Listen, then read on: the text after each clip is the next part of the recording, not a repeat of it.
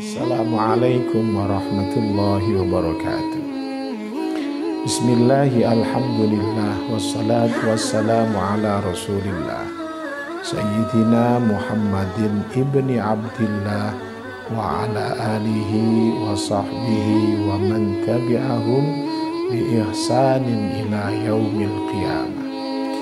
Allahumma salli wa sallim wa barik ala Sayyidina Muhammadin abdika wa rasulika nabiyil ummi wa ala alihi wa sahbihi wa sallim taslima. Amma ba'du. Pemirsa yang berbahagia, alhamdulillah, puji dan syukur kepada Allah Subhanahu wa ta'ala, kita diberikan nikmat kesehatan sehingga kita bisa beraktivitas dengan baik. Salawat dan salam kita haturkan kepada junjungan kita Nabi Muhammad sallallahu alaihi wasallam. Allah Subhanahu wa ta'ala dawuh di dalam Al-Quran, wa nabluukum bisyarri wal khairi fitnah, bahwa Allah Subhanahu wa ta'ala menguji kita dengan kebaikan dan keburukan.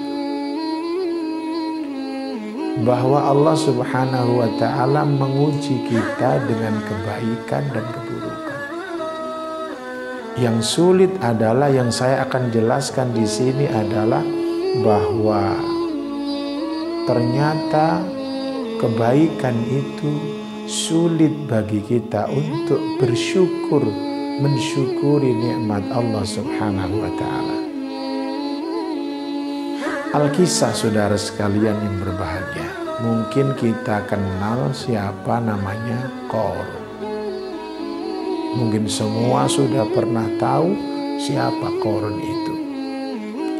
Qarun itu adalah umatnya Nabi Musa. Ulama-ulama menyatakan bahwa Qarun itu adalah sepupunya Nabi Musa. Inna Qaruna kana min qaumi Musa fabagha alaihim wa atainahu minal kunuzi ma inna mafatihahu latanu'u bil usbah ulil quwwah. Jadi Qarun itu adalah umatnya Nabi Musa, sepupunya Nabi Musa. Mungkin bayangan kita adalah seorang yang kaya raya. Kenapa? Karena kunci hartanya itu ada yang mengatakan digotong oleh 10 orang kuat. Kuncinya saja digotong oleh 10 orang tidak kuat. Ada yang mengatakan lagi dibawa oleh 60 ekor birol tidak kuat.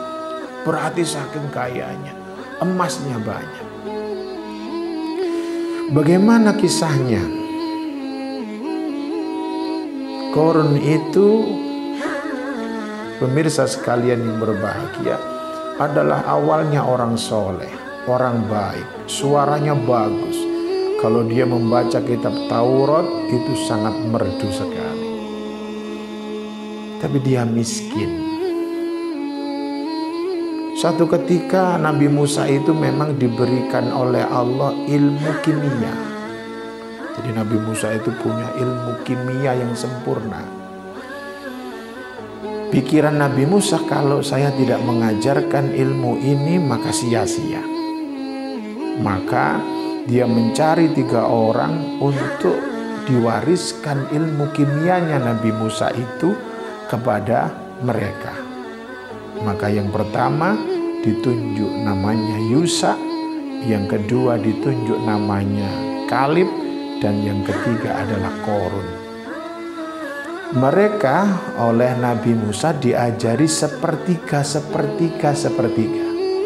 Yusa diajari sepertiga, Kalib diajari sepertiga ilmu kimia, Korun juga diberikan sepertiga ilmu kimia.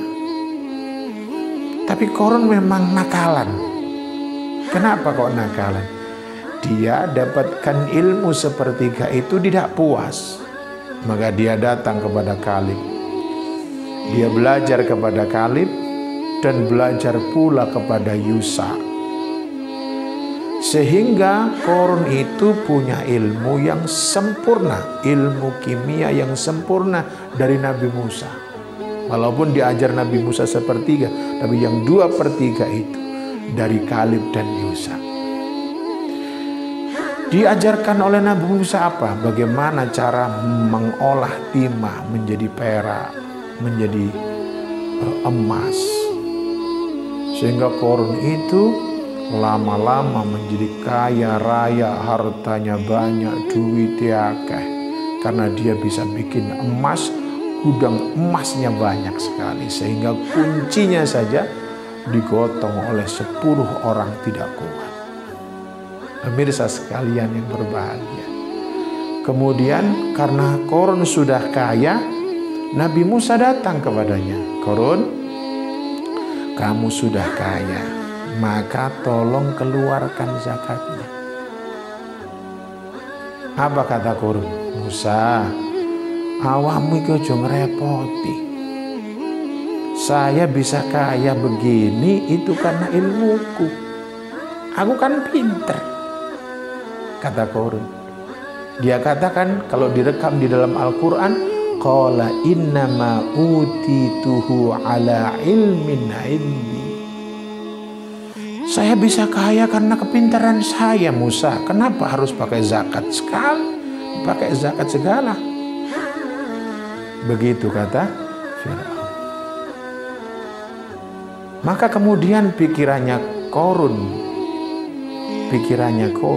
mengatakan, wah iki Musa iki dadi masalah, iki Musa iki didik jaluk zakat masalah Musa dalam hidup saya.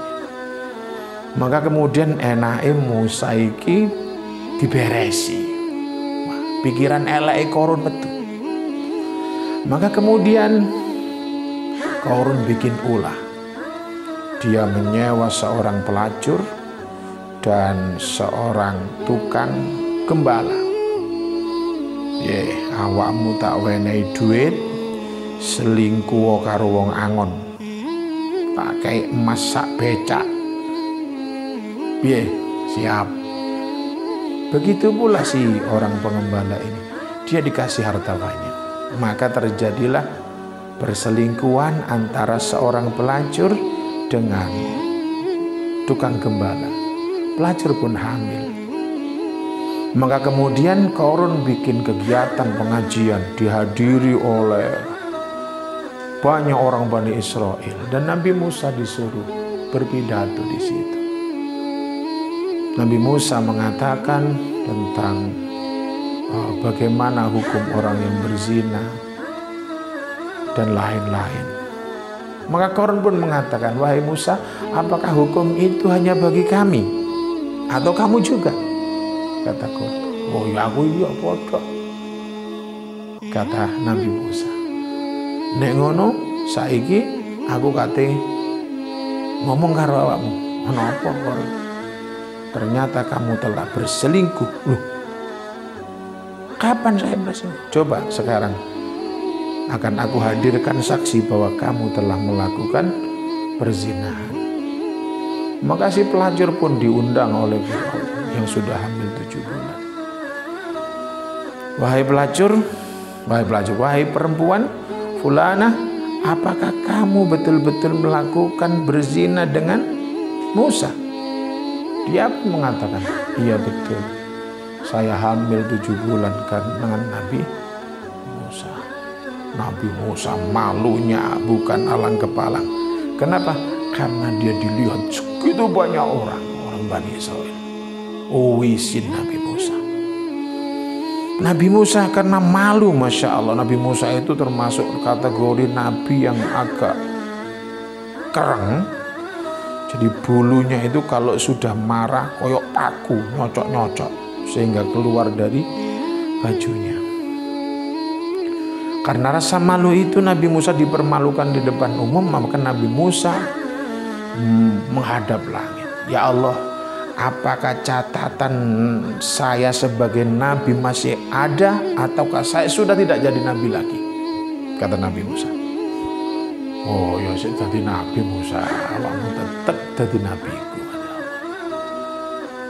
Kalau memang saya masih jadi nabi ya Allah, maka saya meminta kepadamu, saya akan bertanya kepada ini perempuan supaya dia bisa menjawab dengan jujur.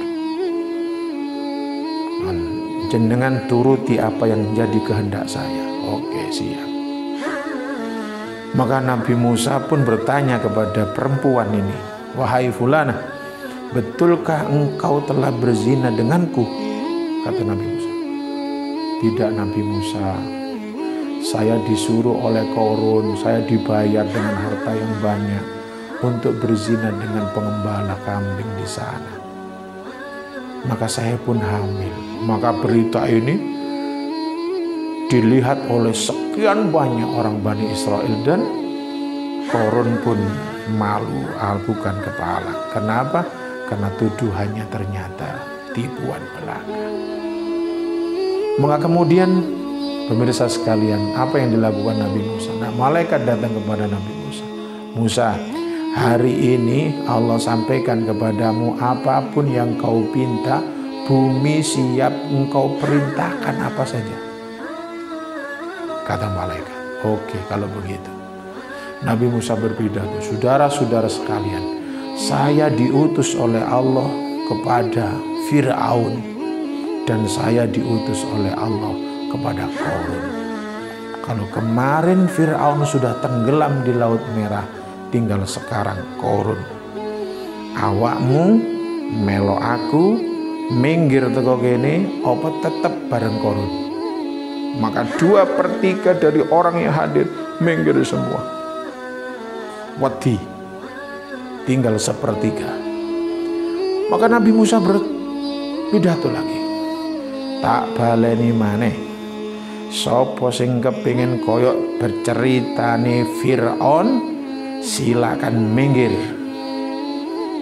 Silakan tidak minggir maksudnya, tapi kalau kepingin tenggelam seperti Fir'aun, silakan duduk di tempat ini. Maka mereka pun minggir, tinggal pembesar-pembesarnya Korun saja. Kemudian pemirsa sekalian berbahagia, apa selanjutnya? Nabi Musa katakan, wahai bumi, tenggelamkan Korun. Maka bumi pun membuka dirinya untuk menenggelamkan kakinya Korun. Kemudian tenggelamkan lagi, ditenggelamkan sampai perutnya. Korun bertobat, wis ka ono tobat run, wis telat, kata Nabi Musa. Setelah itu kemudian Nabi Musa mengatakan, wis entekno, tenggelamkan Korun semua. Maka Korun beserta anak buahnya ditenggelamkan masuk ke dalam bumi. Begitu ada suara dari mereka orang Bani Israel. Nabi Musa yang ditenggelamkan kok Korun saja, ini hartanya kok enggak, buat apa? Nah, akhirnya Nabi Musa menek ngono sak dunya-dunyane pisan entekno bumi. Maka seluruh hartanya Korun masuk ditenggelamkan ke dalam bumi. Inilah wa nabluukum bisyarri wal khairi fitnah. Kita diuji oleh Allah dengan kebaikan dan keburukan. Kadang kita diuji oleh Allah kebaikan, tapi kita tidak lulus. Seperti apa yang diujikan kepada Korun.